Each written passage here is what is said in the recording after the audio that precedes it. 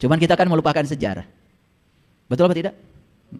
Kita lebih asik ya dengan cerita-cerita bodong yang datang dari orang yang katanya dikatakan lagi, daripada leluhur kita yang berbicara apa adanya, seadanya. Kalau dia tidak tahu. Lalu dia menganggap dirinya sebagai orang yang tahu. Dan setiap hari dia memberitahu sesuatu yang dia sendiri tidak tahu. Hanya mempertahankan status sosial supaya dipandang orang lain terhormat.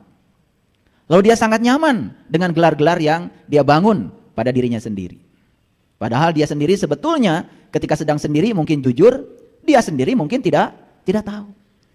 Bicara Allah, gak tahu Allah. Bicara malaikat, gak tahu malaikat. Bicara kitab, gak tahu kitab. Bicara akhirat, dia juga belum mengalami akhirat itu. Tetapi dia beraninya menyampaikan pada orang lain seakan-akan dia yang paling tahu. Itu yang paling berbahaya. Karena orang di level itu secara psikologis punya yang namanya figur otoritas. Dan figur otoritas itu, jangankan ngomong benar, ngomong salah saja dianggap benar. Dan korbannya banyak. Korbannya banyak. Orang datang ke kajian bukan semakin sadar, semakin tidak sadar. Karena yang berbicara juga sama-sama belum sadar. Ada cerita bagus itu. Jadi ceritanya ada seminar itu. Seminar ini terjadi dalam sumur. Di sumur tuh. Pesertanya semua katak. Penduduk sumur itu. Pembicaranya pun semua yang dianggap ahli di sumur itu. Sebut aja rajanya katak. Atau profesornya katak lah gitu. Jadi si Raja Katak ini sedang berbicara kepada para katak itu. Menceritakan tentang dunia. Yang disampaikan di seminar itu oleh si Raja Katak ini, sebut saja guru besar Katak. Ada guru besarnya loh Katak.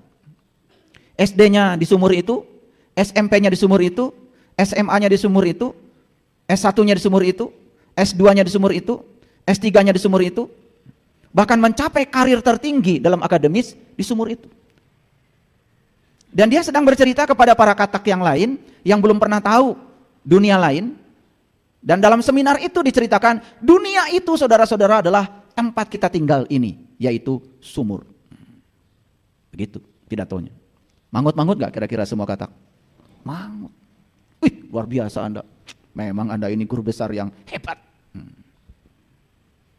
Ternyata di luar dugaan, dari sekian banyak peserta seminar itu, ada burung bangau. Nyelinap jadi peserta seminar. Lah burung bangau itu kan tidak hidup di sumur. Hidupnya di angkasa. Bagi dia yang namanya dunia itu ada gunungnya, ada lautnya, ada mataharinya, ada bulannya, ada bintangnya. Jadi jelas. Si burung bangau ini dalam batinnya mengatakan kasihan nih. Si Raja Katak ini sedang berbohong kepada saudara-saudaranya sesama katak. Ada yang mencatat itu. Maklum seminar.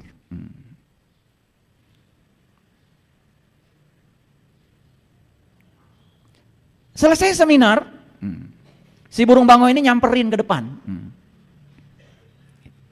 Saya itu kasihan sama Anda. Dan Anda menyatakan dunia ini adalah sumur. Itu salah besar. Karena Anda belum pernah kemana-mana. Anda cuma tinggal di sini. Disebutnya juga kurung batok. Nah bahasa Indonesianya seperti katak dalam tempurung. Kalau kamu berkenan, naiklah di punggungku, kata burung bangau. Dan ini katak moderat ini. Egonya sudah mulai luntur. Dan saat itu tidak banyak basa-basi, dia loncat ke punggungnya burung bangau. Dan saat itu dibawa keluar dari sumur itu. Begitu sampai di bibir sumur, terkejut tuh katak. Dan saat itu dia mencapai pencerahan. Sambil berbisik kepada burung bangau, tolong saya jangan dikembalikan ke sumur itu lagi. Loh, kenapa? Malu. Apa jadinya nanti saya di sana? Ketika saya mengubah semua dogma-dogma saya. Ketika saya mengubah paradigma saya di sana, apa kata mereka? Status sosial saya akan jatuh. Kata burung bango, baru saja kamu mencapai pencerahan, kamu sudah licik lagi. Harusnya kamu pulang ke sana dan minta maaf pada semua kata-kata yang pernah mendapatkan pencerahan dalam tanda kutip dari kamu itu. Dasar ego, si Profesor Katak ini gak mau balik lagi ke sana. Takut kehilangan honor. Sebetulnya yang dia pertahankan bukan status sosial, honor. Karena sepanjang di sana banyak undangan dari para katak. Ngerti maksud saya? Saya sengaja pakai ilustrasi seperti ini supaya semuanya mengerti. Kalau pakai analogi itu kan gampang.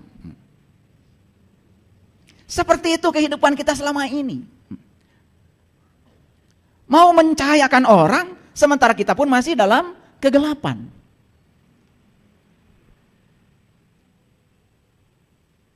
Itu yang terjadi. Oleh karena itu, kajian kita hari ini agak berbahaya sebetulnya ini. Mencahayakan orang lain, menerangi diri sendiri. Kenapa judul ini penting? Dan kenapa saya bilang judul ini berbahaya? Karena kalau judul ini terdengar oleh si Raja Katak tadi, ini bahayanya si Raja Katak tadi bisa sadar. Itu bahayanya. Itu aja sebetulnya. Nah, saya menggunakan pepatah leluhur kami di tanah Parahiang ini. Karena Parahiang itu nggak sembarang. Pa itu ternyata tempat dalam bahasa Sanskerta. Ra itu artinya cahaya. Hiang ini ya leluhur. Jadi Parahiang tempat para leluhur yang sudah bercahaya. Maka disebut Parahiang, Parahiangan. Jangan sembarang loh. Karena kata ra dalam Parahiang itu ra-nya itu dipakai di banyak tempat. Bahkan untuk menyebut nama-nama penting, negara, tentara, rahayat, pakai ra juga tuh. Nusantara. Bahkan di Jepang ada kuil namanya kuil Nara. Di Mesir itu ada namanya piramid namanya Amon-Ra. Konon kabarnya menurut sejarah ra-nya katanya dari sini. Makanya negeri Atlantis, pusat peradaban spiritual dulu, disinyalir oleh para arkeolog itu terjadi di bumi Nusantara ini. Karena jejak peradaban itu ditemukan di tempat kita ini. Jadi jangan heran ya, kalau sekarang kemudian ada abad kebangkitan dan di sini akan lahir orang-orang yang berkesadaran dan akan menggoncang dunia untuk menyadarkan semua orang yang tidak sadar. Tempatnya jangan heran kalau dari sini. Kita ini adalah pewaris peradaban Nusantara, pewaris peradaban luhur, ajaran luhur. Sebelum ajaran-ajaran asing datang ke tempat ini, di tempat ini peradaban sudah terbentuk. Yang namanya Sili Asa, Sili Asi, Sili Asu, Sili Wawangi sudah ada. Bahkan umur ajaran itu sudah lebih tua dari tempat lain.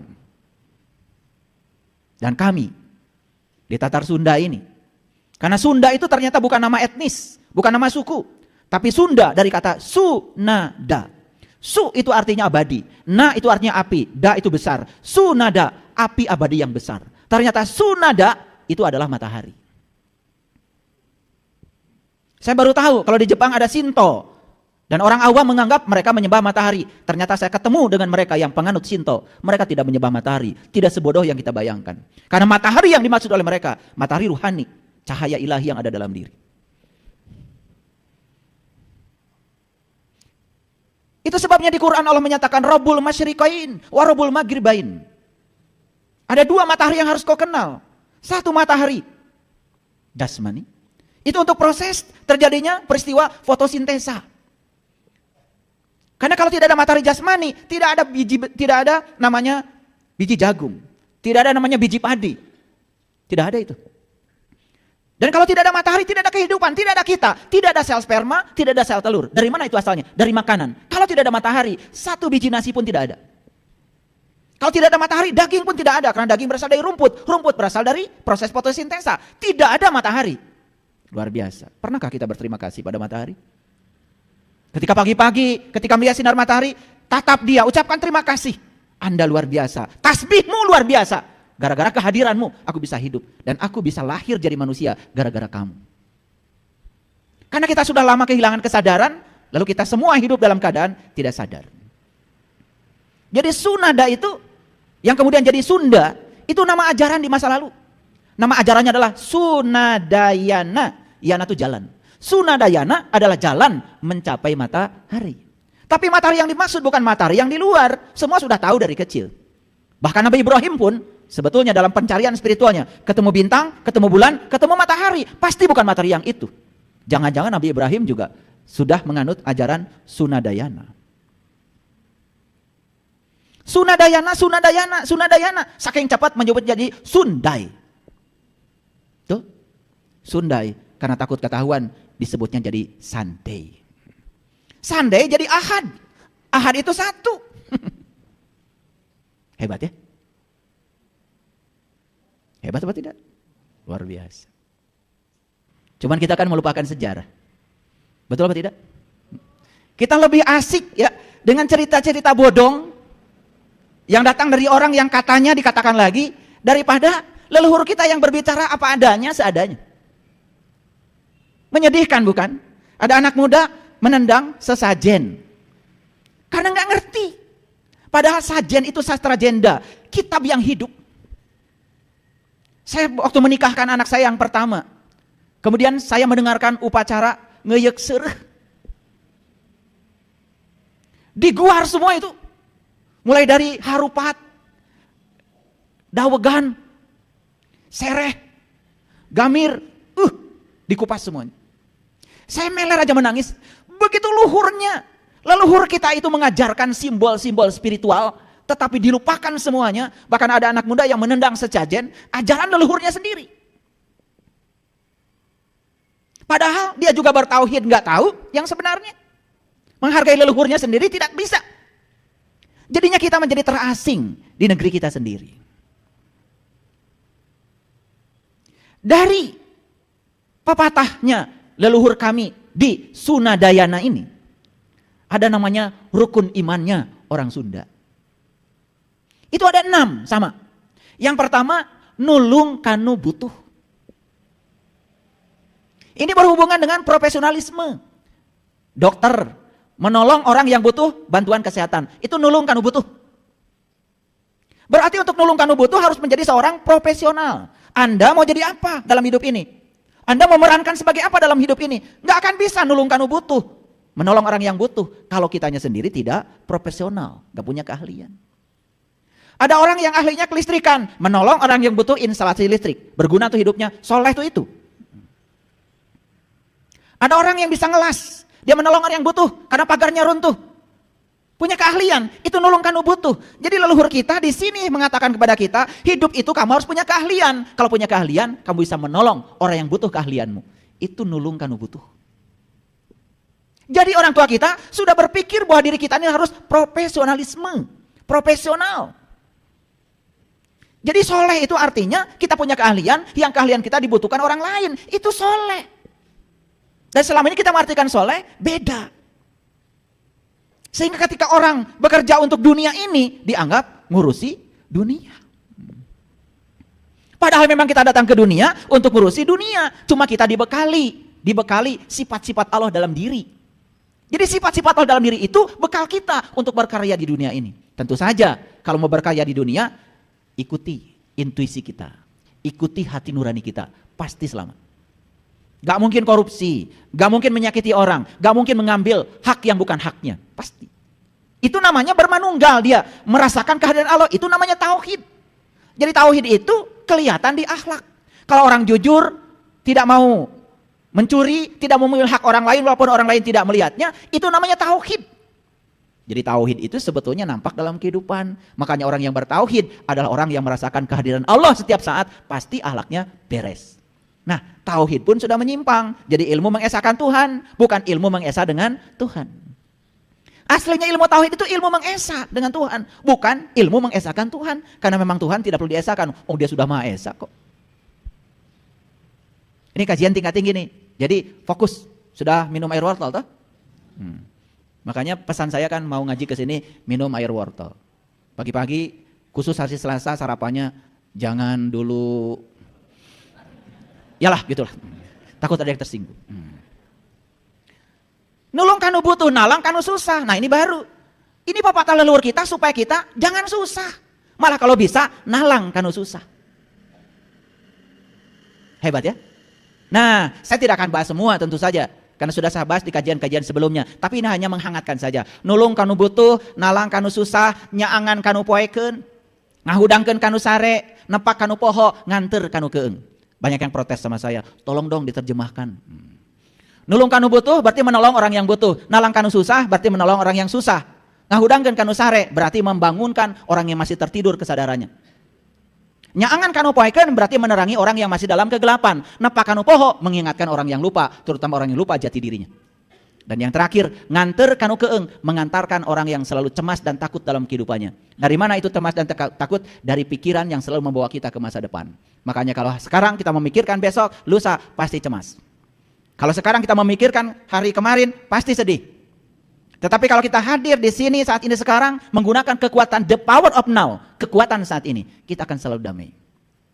1 menit yang lalu, kita dimarahi orang, sudah lupakan.